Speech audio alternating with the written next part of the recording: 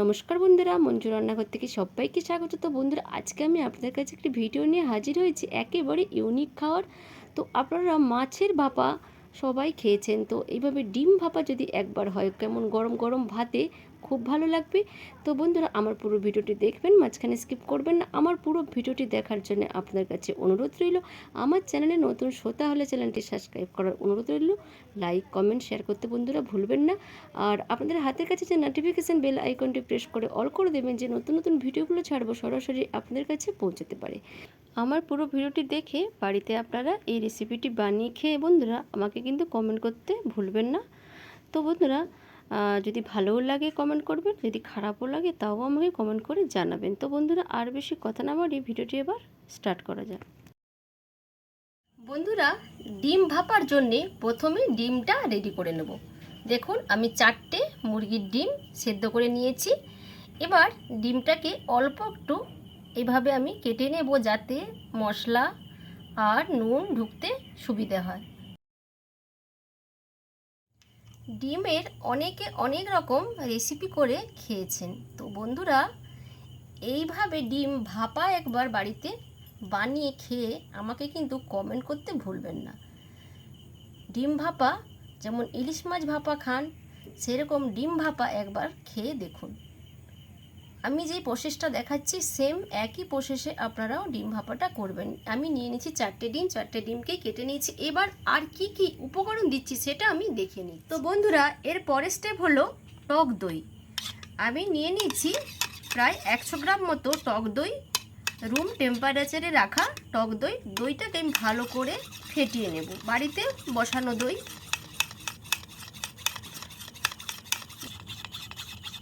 দইটা দেখুন ফেটানো হয়ে গেছে, একটা ক্রিম ক্রিম ভাব চলে এসেছে। এবারে আমি টক দইটাকে সরিয়ে দেব। এবার একটি মিক্সার বোল নিয়ে নিয়েছি, এর মধ্যে এবার দেব কালো সর্ষে 1 চামচ, আর হলুদ সর্ষে 1 চামচ, আর দিয়ে দিচ্ছি 2টো কাঁচা লঙ্কা। ঝালটা আপনারা আপনাদের স্বাদ অনুযায়ী বা জিনিসের পরিমাণ হিসাবে ঝালটা কম বেশি বাড়িয়ে নিতে পারেন। আর দিচ্ছি এরপরে পোস্ত। আমি পোস্ত দিয়েছি 1.5 চামচ।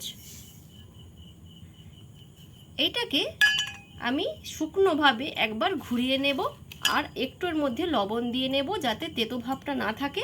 তারপর স্টেপটা আমি দেখাচ্ছি, এর সঙ্গে আরও একটা জিনিস অ্যাড হবে। দেখুন বন্ধুরা, এইভাবে গুঁড়ো একটা পেস্ট করে নিয়েছি। এবার এর মধ্যে আমি অ্যাড করে দেব নারকেল, ফ্রেশ পুরানো নারকেল। আমি পরিমাণ হিসাবে দিলাম, আমি 4টা ডিমের করছি তো তাই আমি সেইভাবে পরিমাণ হিসাবে দিলাম এই নারকেলটা। আপনাদের ডিমের পরিমাণ হিসাবে নারকেলটা আপনারা বাড়িয়ে দেবেন। তো নারকেলটা কিন্তু অবশ্যই দেবেন, তবে ভাপাটা কিন্তু খেতে ভালো লাগবে। এবার ওই সেম বাটিতে অল্প একটু জল আমি দিয়ে এটাকে একটা মিহি পেস্ট বানিয়ে নেব। রেডি করে দিয়েছি, কড়াই বসিয়ে দিয়েছি, দিয়ে দিলাম কিছুটা রিফাইন অয়েল। এবার ভেজে নেব সেদ্ধ করে রাখা ডিমটা। দিয়ে দিলাম ওর মধ্যে অল্প একটু লবণ তেলের মধ্যে, আর দিয়ে দিচ্ছি অল্প একটু হলুদ।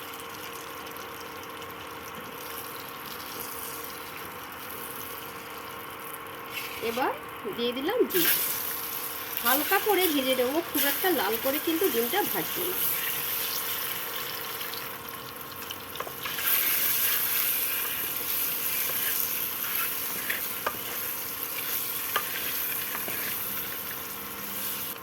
হয়ে গেছে ডিম ভাজা, আমি ইন্ডাকশন বন্ধ করে দিলাম। এবার ডিমগুলো উঠিয়ে নেব, কারণ এগুলো কিন্তু বেশি লাল লাল করে ভাজতে লাগে না।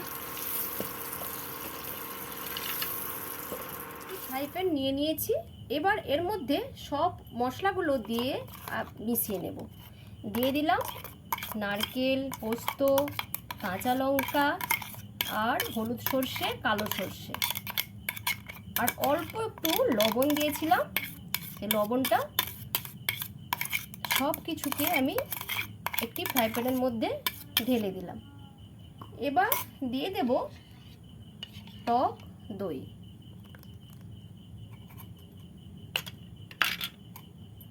টক দই আর মশলাটাকে একটু ভালো করে ফেটিয়ে নিচ্ছি।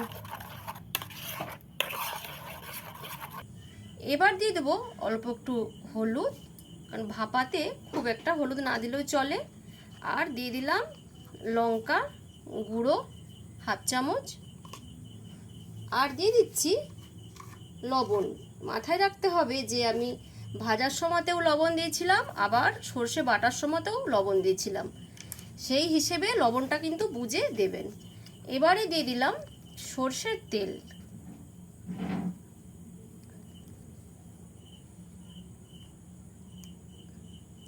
তিন চামচ দিয়ে দিলাম সর্ষের তেল।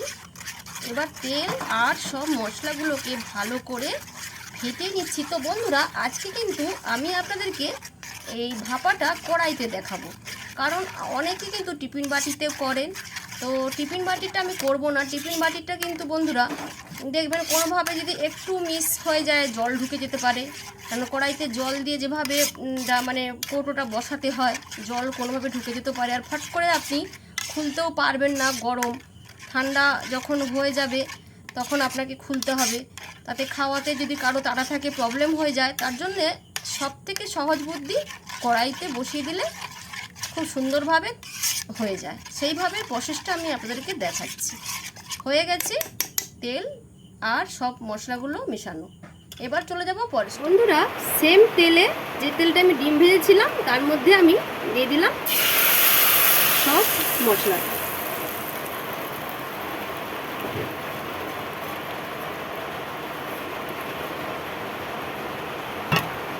এবার আমি দিয়ে দেব ওর মধ্যে ভেজে রাখা ডিম। ডিমটাকে একটু মশলার মধ্যে ভালো করে মাখিয়ে নিচ্ছি। এবার ওই বাটি ধুয়ে দিয়ে দেব জল। অল্প একটু জল আমি দিয়ে দিচ্ছি। মিক্সারের বাটি ধুয়ে আর ফ্রাইং প্যানটা ধুয়ে দিয়ে দিলাম অল্প একটু জল। এবার এর উপরে দিয়ে দেব 3টে কাঁচা লঙ্কা, দিয়ে আমি ঢাকা দিয়ে দেব 10 মিনিটের জন্য। বন্ধুরা, 15 মিনিট হয়ে গেছে। এবার আমি ঢাকনাটাকে খুলে দেখে নেব। দেখুন বন্ধুরা, একেবারে ডিম ভাপা রেডি। তো বন্ধুরা, বারবার বলে দিচ্ছি, গ্যাসের যদি আপনারা গ্যাসে করেন একেবারে লোতে রাখবেন, আর ইন্ডাকশানে করলে একেবারে একে রাখবেন, যাতে না পুড়ে যায় বা লেগে যায়। ঢাকনা খুলে দেওয়ার পর দিয়ে দিলাম একটু কাঁচা সর্ষের তেল, কারণ ডিম ভাপা হয়ে গেছে। ভাপাতে দেখবেন কাঁচা সর্ষের তেল দিলে তার স্বাদটা কিন্তু দ্বিগুণ বেড়ে যায়।